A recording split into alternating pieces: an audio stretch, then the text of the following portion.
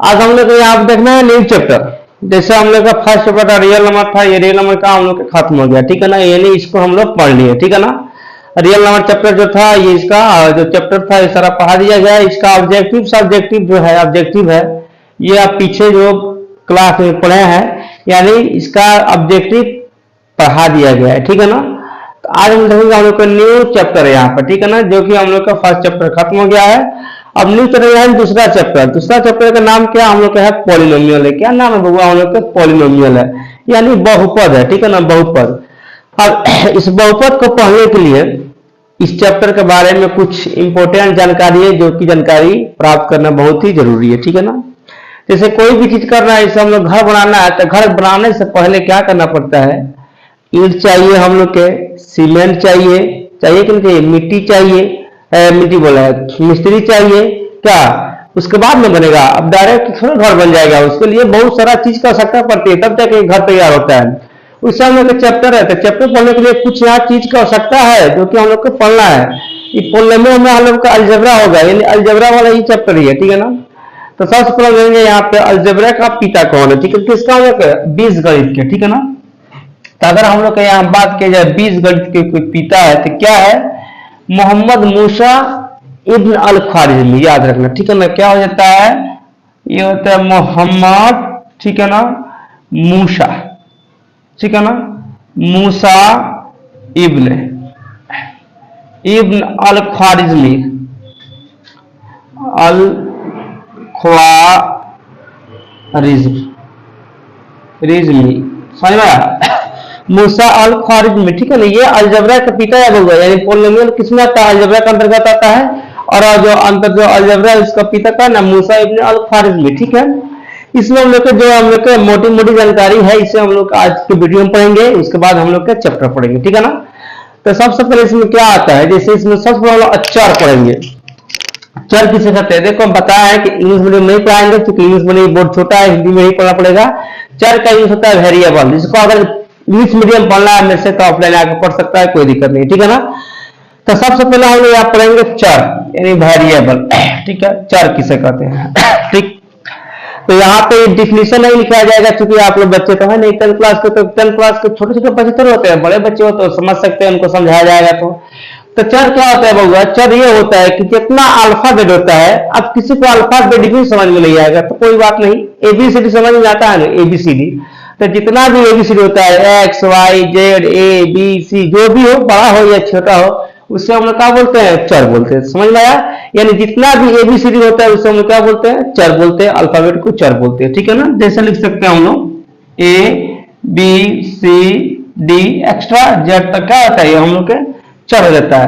अब सुनो, किसी भी समीकरण में, किसी भी पॉलिनोमियल में जो होता है बहुपद में, ये क्या होता है? चर का अचर का जो मान होता है ये फिक्स नहीं होता है, अचर का मान फिक्स होता है। मतलब चर का मान बदलते रहता है, अचर का मान नहीं बदलता है। इससे 2x है, इसे मानो यहाँ पे 2x है, तो यहाँ पे x का मान बदलेगा, ठीक है ना। यहाँ पे 2 के मान नहीं बदलेगा, क्योंकि 2 अचर है। अब देखो यहाँ पे चर समझ में आ गया। चर क्या होता है? हम लोग के एबीसीडी क्या है? चर है।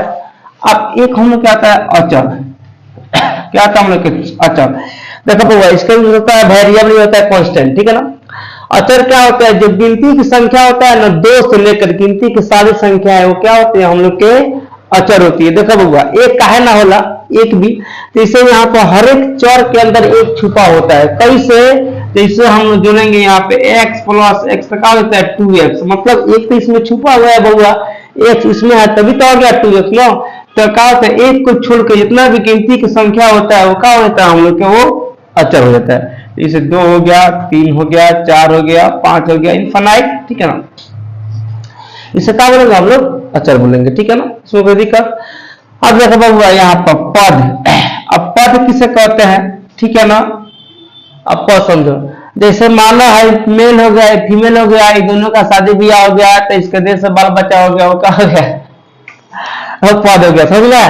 तो ये दोनों से जब मेल से बनता है, मतलब ये और ये मिल के जो बनता है उसे क्या बोलते हैं? पद बोलते हैं। यानी चर और अचर के मेल से बने हुए, ठीक है ना, पद को या शब्द को, ठीक है ना, उसका बोलता हूं लोग पद बोलते हैं, ठीक है ना। यानी ये दोनों से जो भी व्यंजक बनता है चर और अचर मिल के उसका हम लोग पद बोलते हैं। कैसे हुआ जा देख लो, जैसे हम लोग का 2x, देखो इसमें क्या है, 2 कती है अचर है, x कती है चर है, दोनों मिल गया तो बन गया पद, क्या हो तीन पद बन गया। अच्छा 5y ये भी क्या हो गया, एक तरह के पद ही है, ठीक है ना पद, क्योंकि 5 का हो गया अचर, x का y का हम लोग चर, दोनों मिल गया क्या हो गया पद। समझ में। अब देखो यहाँ पे इसमें कोनो दिक्कत, इसमें दिक्कत आप लोग का नहीं होगा, ये हमको मालूम है। अब यहाँ पर कुछ हम लोग का टर्म समझ लेना है, ठीक है। सबसे पहले अब ये देख, इसमें एक पदी, द्विपदी, त्रिपदी, ये हम लोग के यहाँ पे देखना है। हालांकि 10th क्लास में है नहीं, लेकिन जानकारी लेना कोई बुरी बात भी नहीं है। तो यहाँ पे एक पदी, ठीक है, एक के पदी, इसमें क्या होता है देखो, एक इसको यूज होता है मोनोमियल, यानी वह व्यंजक या वह बहुपद जिसमें एक पद होता है उसे क्या बोलते हैं, एक पदी। एक पद का मतलब 2x देखो एक पद हो गया कि ना, 3x एक पद, 5y एक पद, तो जिसमें एक पद होता है उसे क्या बोलते हैं, एक पद बोलते हैं। इसका मतलब हम लोग द्विपदी। द्विपदी, द्विपदी में क्या होता है कि वह बहुपद जिसमें दो पद होता है उसे बोलते हैं द्विपदी। जैसे 3x प्लस 2 दो पद है, 5y प्लस यहाँ पर 3x कितना है, दो पद है, टिका हो गया दो पदी। समझ में आया। एक आता है त्रिपदी।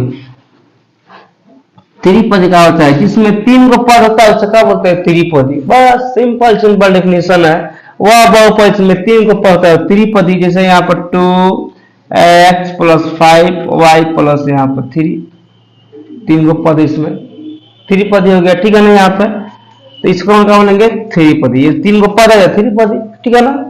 समझ में आया पद के बारे में। अब यहाँ देखेंगे हम लोग यहाँ पर रैखिक बहुपद। अब बहुपद के बारे में, तो ये सबका है बहुपद है बहुआ, एक या एक से अधिक पद को क्या बोलते हैं, बहुपद। सिंपल डेफिनेशन है, एक या एक से अधिक पद को बहुपद बोलते हैं, ठीक है। अब देखेंगे हम लोग रैखिक बहुपद। रैखिक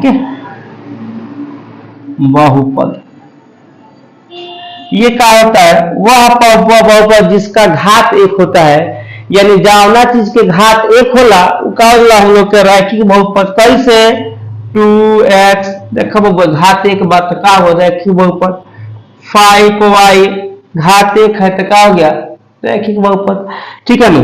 अब इसका जनरल फॉर्म भी कुछ होता है, इसका सामान्य रूप भी होता है, ठीक है। तो सामान्य रूप क्या होता है, ax प्लस b, ठीक है ना, ax प्लस b होता है। इसका समान रूप की बात करें तो क्या होता है हम लोग इसका सामान्य रूप। सामान्य रूप, इसका भी सामान्य रूप होता है, क्या होता है ax प्लस b, जहां पर a is not equal to 0 के और a और b का हम लोग के रियल होना चाहिए। समझ में आया यहाँ पर, ठीक है। हम लोग कर रहे हैं बहुपद, इसमें कौन दिक्कत। अब देखो यहाँ पर द्विघात बहुपद क्या होता है, द्विघात, द्विघात बहुपद। इसमें भी कुछ नहीं है, चावना में दो घात होता है उसको द्विघात बोलते हैं। एक घात हुआ तो रैखिक, दो घात हुआ तो त्रिघात। मतलब इसमें क्या होता है, इसमें जगह हम लोग क्या 5x² दो घात है, प्लस यहाँ पर 3x मानो दो घात है कि नहीं, तो इसका होता है द्विघात। इसका सामान्य रूप क्या होता है, सामान्य रूप, इसका सामान्य रूप होता है ax² plus bx plus c, ठीक बा। जहां पे यहाँ पे एक चीज यहाँ पे याद रखना, इसमें a और b का शून्य नहीं होना चाहिए। इसमें क्या था, सिर्फ a को शून्य होना चाहिए, यहाँ पर a और b दोनों का यहाँ पर शून्य नहीं होना चाहिए, ठीक है। तो हम लोग क्या एक पदी समझे, द्विपदी समझे, त्रिपदी, रैखिक समझे, द्विघात समझे। अब यहाँ पर त्रिघात, और देखो इंग्लिश में पढ़ना है तो इसका क्वाड्रेटिक होता है, इसका एकलिक होता है, ठीक है ना। अब देंगे यहाँ पे त्रिघात, त्रिघात बहुपद, ठीक है ना, बहुपद। इसमें क्या होता है बहुपद, जावना में 3 को घात होता है वो होता है त्रिघात, 3 घात वाला त्रिघात। मतलब जैसे हमारे यहाँ पे x power Q plus 2x² plus 2, देखो यहाँ पे घात कितना है ना, 3 को है तो त्रिघात हो गया, 3 घात हुआ त्रिघात, 4 हुआ चतुर्घात, 5 हुआ तो पंचघात। इसका सामान्य रूप क्या होता है, देखेंगे यहाँ पे सामान्य रूप, इसका सामान्य रूप होता है वो ax³ plus bx² plus cx plus d। आज समझ में, इसमें क्या है a b c ये 0 के बराबर नहीं होना चाहिए, ठीक है ना। ये हम लोग जीरो के बराबर नहीं होना चाहिए, पूरा क्या हो जाएगा, इसका जीरो हो जाएगा। ठीक है, त्रिघात। अब देखिए यहाँ पे एक हम लोग यहाँ पर चतुर्थ घात, चतुर्थ घात। अब सुनो, ये चतुर्थ घात क्या होता है, यहाँ पे जाना में 4 गो घात होता है, उसके बाद क्या बोलते हैं, चतुर्थ घात, 4 घात वाला।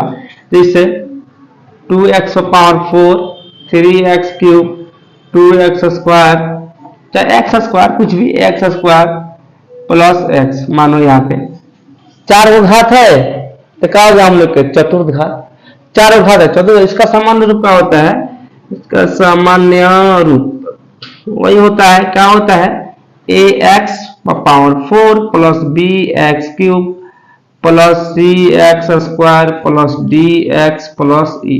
समझ में, ये e है बुआ, e ठीक बा, e है, c का लिखा जाए लेकिन प्लस e है, इसको प्लस यहाँ पर e, ठीक है, e हो गया। इसमें क्या होगा, a b c d 0 के बराबर नहीं होना चाहिए, ठीक है ना, ए बी सी डी का यहाँ पे 0 के बराबर नहीं होना चाहिए, क्या होगा, हम लोग चतुर्थ घात हो गया। एक और यहाँ बचा हुआ है पंचघात, ठीक है ना, कौन सा हम लोग का पंचघात,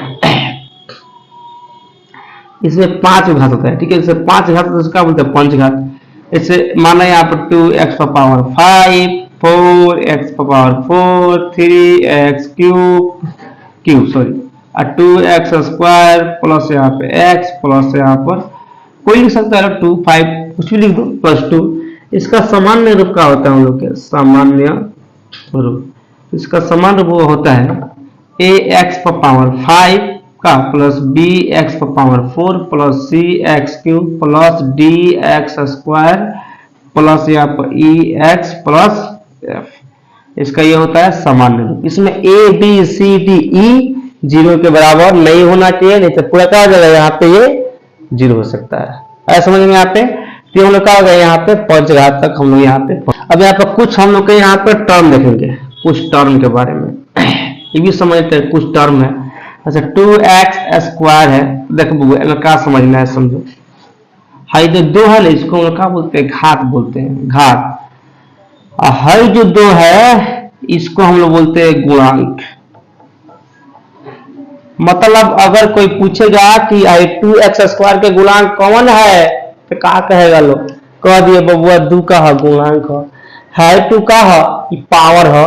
अगर सिंपल में है x कथी है, चर है, नहीं चर, तो ये भी हम लोग का टर्म में याद रखना। इसके बाद हम लोग ग्राफ की स्थिति कैसी होती है, ठीक है। तो पहले यहाँ पे दीर्घात, त्रिघात, त्रिघात पढ़ा दिया। यहाँ पे हम लोग एक शून्य बहुपद है, इसमें शून्य होता है, शून्य बहुपद एक अचर आता है, इसमें अचर होता है, केवल उसमें शब्द रहता है, जैसे कि 2 3 4 5 6 7 8 9 10 जो रहता है, उसे हम क्या बोलते हैं, अचर बहुपद, ठीक है। आज हम लोग ग्राफ की स्थिति, ठीक है, हम लोग ग्राफ की स्थिति, ग्राफ की स्थिति देखो, ये भी बहुत आसान है, स्थिति जान लेंगे थोड़ा सा, ठीक है।